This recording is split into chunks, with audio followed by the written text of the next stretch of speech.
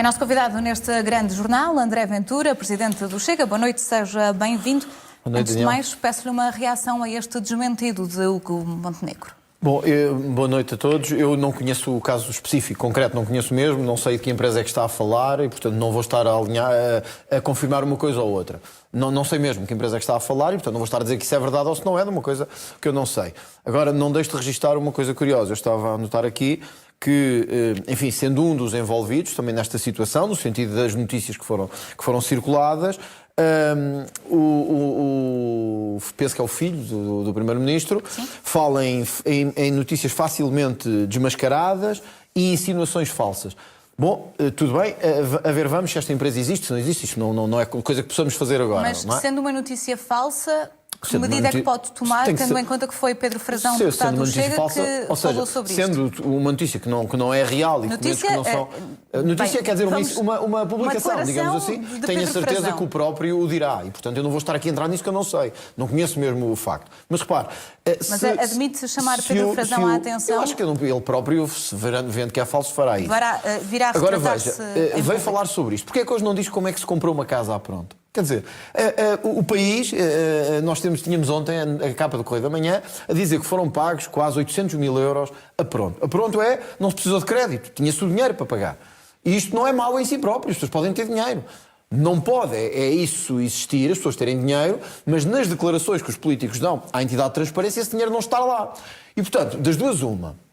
Ou Montenegro tem dinheiro que não está declarado, e isso não é legal, e portanto isto é grave, isto não é uma brincadeira. O José Sócrates também comprava casas a pronto, quer dizer, isto não é uma brincadeira. Ou então, os filhos de Montenegro têm 300 mil euros e 400 mil euros, podem ter, eu não sei se têm, se não. Mas quer dizer, isto não era muito mais importante de desmentir do que uma coisa da universidade? Quer dizer, eu compreendo que a ideia seja pôr o Chega mais no centro da questão e desvalorizar as coisas, mas, Daniel, eu não compreendo muito bem como é que no meio de uma suspeita como esta, gravíssima para um político, que é da origem do seu dinheiro, isto já foi dito aqui pelo professor Rui Pereira, independentemente das questões criminais, eu vi ou eu assisti ao que foi dito. Um primeiro-ministro, o que deve fazer num momento de suspeita como este, já que não o fez ontem, é dizer imediatamente: meus senhores, o meu património, a origem é esta. Eu paguei por isto, por isto e por isto. Ora, o Correio da Manhã fez as contas, nós todos lemos a notícia, o património não bate certo. Era isso que eu gostava hoje de ver desmentido. Em vez de uma coisa sobre uma empresa da universidade... Gostava de ter ouvido ontem o Primeiro-Ministro falar sobre isso? Eu acho que o país todo gostava. Quer dizer, eu ontem tenho que dizer isto, eu tive a oportunidade de o dizer logo a seguir, foi dos momentos mais constrangedores que eu assisti em democracia, dos momentos mais constrangedores. Aqui neste estúdio, Daniel, não neste fisicamente, mas noutro desta casa, foi-me perguntado se eu achava que o Primeiro-Ministro era corrupto. E eu disse que achava que não. Mas eu hoje tenho dúvidas da integridade do Primeiro-Ministro. Eu hoje tenho dúvidas. Não estou a dizer que não é a mim que me cabe ver isso. Mas eu hoje tenho dúvidas. E ontem assisti a um Primeiro-Ministro que esteve numa situação de irregularidade durante não sei quanto tempo. Isso já é admitido por quase toda a gente. Quer dizer, que andou a receber dinheiro quando era Primeiro-Ministro e não podia. Numa sociedade que não era de mais ninguém, senão dele. E nós temos que deixar a conversa de que é da mulher, dos filhos, é dele. E ele andou a receber dinheiro já como Primeiro-Ministro. Isso não pode ser feito. E eu assisti a um Primeiro-Ministro que, em vez de dar algumas explicações sobre isto, ou até a dizer, enfim, errei, estive mal, cometi um erro, Daniela, parecia o José Sócrates a falar. Já não é a primeira vez que faz essa comparação. Daniela, foi o que eu senti ontem. Quer dizer, nós não estamos a falar de coisas, desculpem-me a linguagem, de lana caprina. Isto não é olha, esqueceu-se de pôr isto aqui numa declaração qualquer, ou cometeu um pequeno erro aqui. Não, nós estamos a falar de um Primeiro-Ministro que é empresário, ao mesmo tempo que é Primeiro-Ministro. Que há sociedades comerciais, ainda não sabemos todas, sabemos só algumas, que lhe pagavam avanças no exercício de funções de Primeiro-Ministro.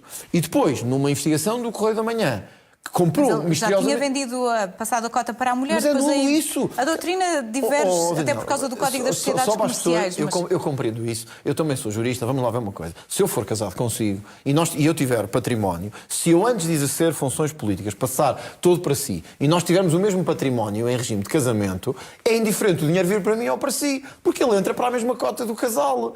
Quer dizer, toda a gente sabe isto, toda a gente compreende isto. Não vale a pena continuarmos a inventar. Quer dizer, então todos os políticos tinham o caminho aberto para continuar a exercer todas as funções. Que era, pegavam nas empresas e passavam-nas à mulher. Quer dizer, e tudo o que a empresa enriquece, qual era a forma de corromper os primeiros-ministros? A nova forma em Portugal era, se eu sou primeiro-ministro, pagavam-lhe assim. O dinheiro entra para nós à mesma e está feito o ato sem ser formalmente ilegal. Todos compreendemos que isso não pode ser feito. Todos compreendemos que isto é ilegal. O que eu gostava era de ver o Primeiro-Ministro assumir consequências sobre isto. Eu vejo muito difícil que não venham a existir investigações sobre isto, porque isto levanta aqui já que fala suspeitas nisso, graves. acha que a Procuradoria tem que ter aqui um papel, a Procuradoria-Geral da República? O Sr. Procurador-Geral da República já mostrou várias vezes, em várias intervenções, a sua capacidade de equidistância e de equidistância em relação ao cenário político, e a Polícia Judiciária, então, já mostrou isso. Nos dias recentes, creio que já foi questionado sobre o assunto do Primeiro-Ministro e escusou-se E eu acho que a tem responder. mostrado, honestamente, acho que tem mostrado essa equidistância em relação ao fenómeno político que é importante. Agora, meramente como jurista, quer dizer, se olhamos para suspeitas de que um Primeiro-Ministro recebeu dinheiro no exercício de funções violando as regras aplicáveis ao cargo de Primeiro-Ministro, se há suspeitas de que há dinheiro oculto, ou património pelo menos não compreendido, que leva ao Primeiro-Ministro a ter compras de 700 mil euros ou 800 mil euros, se há dúvidas sobre se praticou naquela sociedade atos próprios que são de advogados e não podiam ser praticados no âmbito de uma sociedade como a Opinião Viva. Eu vejo difícil que, pelo menos para apurar estes factos, para ver se houve tentativas de corrupção, para ver se houve faturação falsa, para ver se houve branqueamento de capitais, que o Ministério Público não seja levado a ter que abrir um inquérito Então sobre acha que isto. pode haver aqui um enquadramento legal, é isso? Não, enquadramento legal há de certeza. Podem os factos não corresponderem depois. Eu não sei se o Luís Montenegro é criminoso ou não, isso eu deixo à Justiça. Porque isso é uma questão que a Justiça tem que apurar. Agora, que há aqui suspeitas reais de conduta ilícita, que me parece poder concluir-se hoje. Mas que suspeitas? É por causa das avanças que foram recebidas? Essas, por um lado. Porque, repara, o Primeiro-Ministro está em exercício... O Primeiro-Ministro é obrigado a estar em exclusividade por uma razão. É que ele tem que estar acima, sem qualquer dependência económica, em relação a qualquer empresa, em relação a qualquer sociedade. É por isso que há esta regra. E não é só em Portugal, ela é em todos os países democráticos da Europa. Portanto, não há possibilidade de um Primeiro-Ministro estar a receber dinheiro do outro lado, porque isso levanta suspeitas na sua atuação. E quais são as outras suspeitas? Ora, se um Primeiro-Ministro, ainda por cima, ao que parece, o valor das avanças que recebe é muito superior ao seu salário, ao salário que ele tem como Primeiro-Ministro, então isto é uma suspeita ainda maior de que o Primeiro-Ministro está condicionado, de que o Primeiro-Ministro está enquadrado, está limitado por dinheiro que está a receber. Esta, por um lado. Por outro lado, igualmente, enfim, pelo menos que leva a questionar, porque nós já tínhamos isto, volto a repetir, no caso do José Sócrates. José Sócrates também comprou uma casa em Paris, pronto. Ou em Paris, ou não sei, ou em Lisboa, não me recordo agora. Foram 3 milhões de euros, que lembro-me que isso foi notícia. Podemos dizer, bom, se ele é rico, ele pode usar o dinheiro como ele quer. É evidente. É evidente. O que não pode... Mas voltemos a Luís Montenegro, estava... Não, eu estou a dizer isto em relação à notícia do Correio da Manhã. Se há património que não bate certo com a declaração de rendimentos, ou seja, se há um Primeiro-Ministro que diz que tem 100 mil, mas compra a pronto, sem crédito, 700 mil, alguma coisa aqui não bate certo. E, portanto, quem cabritos dá e cabras não tem, de algum lado lhe vem, como disse o Tribunal da Relação, em relação ao José Sócrates. Quer dizer, isto então, é acha que suficiente. a Procuradoria-Geral da República tem de atuar? Eu não vou dizer ao Ministério Público como é que deve fazer o seu trabalho. Eu acho Mas se André Ventura fosse eu acho que os Procurador-Geral factos da que aqui República, estão o que é que merecem, por parte das autoridades fiscais e judiciais, uma investigação para verificar em que ponto é que isto está e se estas suspeitas têm alguma base de realidade. Porque nós não estamos a falar só de questões de natureza política aqui. Estamos a falar da violação de regras que me parecem evidentes. E também me parece que ser consensual ao dia de hoje que o Primeiro-Ministro violou pelo menos essas regras. Ele ontem disse, eu não cometi nenhum crime. E vamos ver, pode não ter cometido. Mas que esteve em situação irregular no exercício de funções de Primeiro-Ministro, esteve. E o Presidente da República não pode olhar para o lado e não pode fingir. Já iremos a Marcelo, mas em concreto sobre o Luís Montenegro, o que é que acha que então o Primeiro-Ministro deveria ter feito? Não pode apagar o passado, tinha essa empresa e ligações à empresa. O que é que deveria ter feito o Luís Montenegro na opinião do Chega? Bom, há uma parte política e há uma parte jurídica. Há uma coisa que me parece essencial, era a extinção da empresa, no sentido de que se garantiria que não entra na família do Primeiro-Ministro nenhum património ou nenhuma fonte de rendimento como forma de o subornar, como forma de o condicionar. Ou seja, vender a empresa nem sequer passá-la para os filhos, vender a pessoas externas à família. Essa era a solução. Mas isso não apagaria as ligações anteriores à Solverde, E por isso eu digo que independentemente do que fizesse, tem que haver uma investigação para perceber se houve aqui tentativas de condicionamento, se o Primeiro-Ministro esteve a soldo de alguém, se o Primeiro-Ministro era empresário e o Primeiro-Ministro. Mas isso não não pode podendo ser... apagar o passado, o que não deveria ter tomado Isto posse é a parte sequer? jurídica. Agora a parte política. O Primeiro-Ministro não tinha, e na minha perspectiva não tem, honestamente, face a estes factos que têm saído, nenhuma autoridade... O Governo perdeu a autoridade moral. Perdeu completamente a autoridade moral. O Primeiro-Ministro perdeu a capacidade política.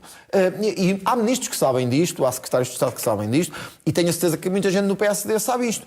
Portanto, o que o Primeiro-Ministro podia ou devia ter feito ontem era das duas uma. Ou apresentar a demissão ao Presidente da República e dizer, olha, eu não tenho condições para continuar, face a estes factos. Mas não é? eu nem sequer estou a falar em concreto de ontem, quer dizer, também estou, mas já sabemos que tinha pedido a demissão, mas tendo em conta que não pode apagar o passado, não pode evitar essas ligações, não deveria ter sequer tomado posse como Primeiro-Ministro? Isso é da consciência do Primeiro-Ministro. Ele sabe o que fez e sabe o enquadramento das coisas e sabe o que tinha por trás. Eu não vou agora fazer um juízo retroativo, porque então, assim... No presente acha que deveria ter sido a demissão? Ouça, não vamos apagar a história. A empresa já lhe pagou, os clientes já lhe pagaram, ele já fez aqueles atos que tinha que fazer, o património dele já aumentou e, portanto, nós não podemos apagar isso. Quer dizer, isso agora não há nada que se possa fazer. Pode vir a Justiça a condená-lo, a ter que devolver o dinheiro ao Estado, perdido a favor do Estado.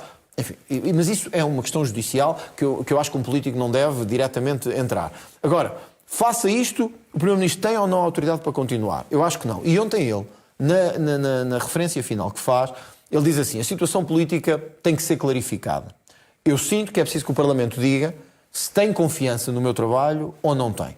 Se o Primeiro-Ministro não quer apresentar a demissão, só há um outro caminho que o deixa minimamente credível, que é apresentar uma moção de confiança ao Parlamento, que é perguntar ao Parlamento, vocês ainda confiam em mim ou não? E eu acho que a resposta ontem ficou clara da maioria dos partidos políticos. Agora, o Primeiro-Ministro disse assim, há pessoas que dizem, bom, ele sabe que com isso perde o lugar de Primeiro-Ministro.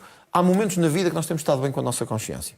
E é preciso compreender quando temos condições para fazer as coisas e quando não temos.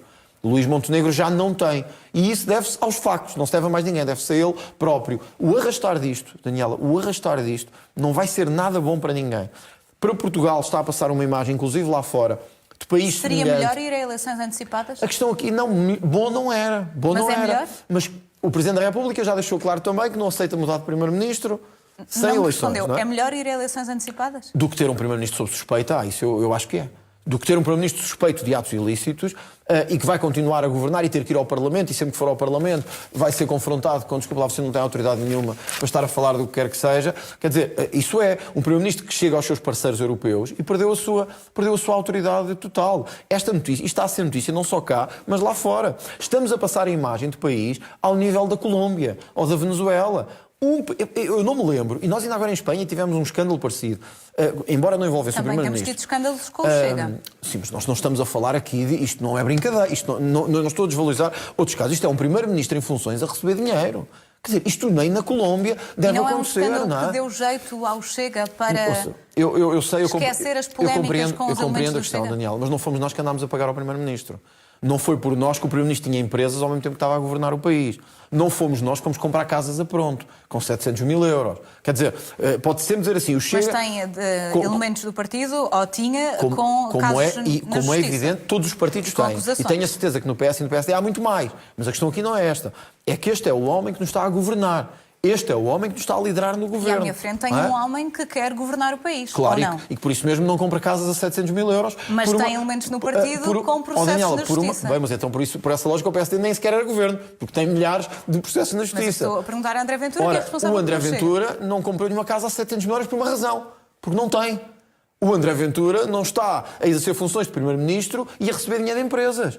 Porquê? Porque isto não é possível. O André Ventura quer ter a integridade e a ética de poder dizer ao Primeiro-Ministro que as regras têm que ser cumpridas e que nós não podemos estar a soldo de ninguém em Portugal. Temos que ter independência.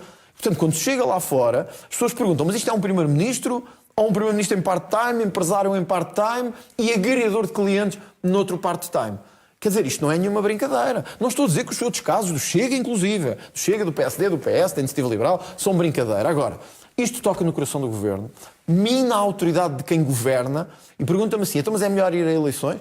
Não é bom irmos a eleições. Mas, Daniela... Mas para o Chega seria a alternativa Daniela, qual é a preferível? alternativa? E ainda hoje tivemos o Francisco Assis, que não tem nada a ver com o Chega. Então, mas, Francisco Assis não tem nada a ver com o Chega. Hoje disse uma coisa que é mesmo verdade. A continuidade de Montenegro é atirar o país para o pântano e para o lodo a cada dia que passa, degradando as instituições. Então, mas nesta altura temos um Primeiro-Ministro que não se demitiu, temos uma moção de confiança que, pelos vistos, não vai ser apresentada e a moção de censura tem chumbo garantido porque o PS não a faz passar. Portanto, parece que fica tudo na mesma. O que é que o Chega pensa fazer sendo assim? Bom, primeiro, é preciso apelar à responsabilidade. E há aqui 3 partidos que têm uma responsabilidade maior em manter ou não a situação, que é o Chega, o PS e o PSD. Mas essa é uma decisão que o PS tem que tomar, eu não me vou meter nisso. Há momentos em que uma coisa é moções de censura relacionados com o capitalismo e com a degradação dos serviços e etc. Aquilo que o PCP já nos habituou, e o Bloco de Esquerda e o LIVRE. Isso é uma coisa, e eu compreendo que o Partido Socialista diga nós não vamos estar a causar instabilidade por causa de questões de natureza ideológica. Quem ganhou governa, no fim é avaliado. É assim, as pessoas compreendem isso. Agora, nós aqui não estamos a falar de uma coisa qualquer. É um primeiro-ministro que está sob suspeita e que perdeu a autoridade. Portanto, o que é que podemos fazer se ele não se demite? Bom, primeiro, temos que falar com o Presidente da República. Ponto 1. Que é quem tem aqui uma de 2 hipóteses. Demitir o governo, como já foi dito por alguns constitucionalistas, aliás, demitir o Primeiro-Ministro, ou chamar o Primeiro-Ministro e dizer-lhe assim, meu amigo, quer dizer, é evidente que não há condições de continuidade. Pensa pedir uma audiência, como fez o LIVRE? É uma hipótese. A outra hipótese é, se o Primeiro-Ministro entender, se isto continuar a não dar esclarecimentos, o que é incompreensível, eu não compreendo como é que um Primeiro-Ministro, numa situação destas, não é o primeiro a dar esclarecimentos. Olha, há bocado falavas dos casos do Chega, eu lembro-me que no primeiro dia eu estava aqui sentado, aqui neste estúdio mesmo, sentado. As respostas foram melhores, foram piores, mas estava aqui, não estava a fugir, estava a encontrar-me com jornalistas para dizer cara a cara aquilo que eu tenho para dizer e para explicar. O Primeiro-Ministro decidiu esconder-se e decidiu não dizer nada. Isto é inaceitável. O que é que o Parlamento pode fazer? Uma comissão de inquérito, e eu tenho que dizer aqui que, não obstante o desagradável que isto é e o constrangedor até, faça o Primeiro-Ministro com estas suspeitas. Decide não dizer nada e decide não prestar nenhum esclarecimento, nós vamos mesmo ter que avançar com uma comissão de inquérito a este caso, se o Governo se mantiver. Mas para esclarecer exatamente... A promiscuidade entre a parte pública e a parte privada, um Primeiro-Ministro em funções, mas a receber no seu círculo patrimonial dinheiro e avanças, e o conluio que isto pode ter gerado na sua independência e na sua imparcialidade. Isto não é bom, mas também não temos aqui outra solução. A terceira solução é, em algum momento, se não for, quer dizer, é insistir com... Nós temos que terminar, só para dizer breve. O Primeiro-Ministro disse que precisava de conhecer se o Parlamento mantém ou não a confiança nele. Eu sei que é difícil e eu compreendo que ele esteja hesitante em relação às consequências políticas que isso pode trazer.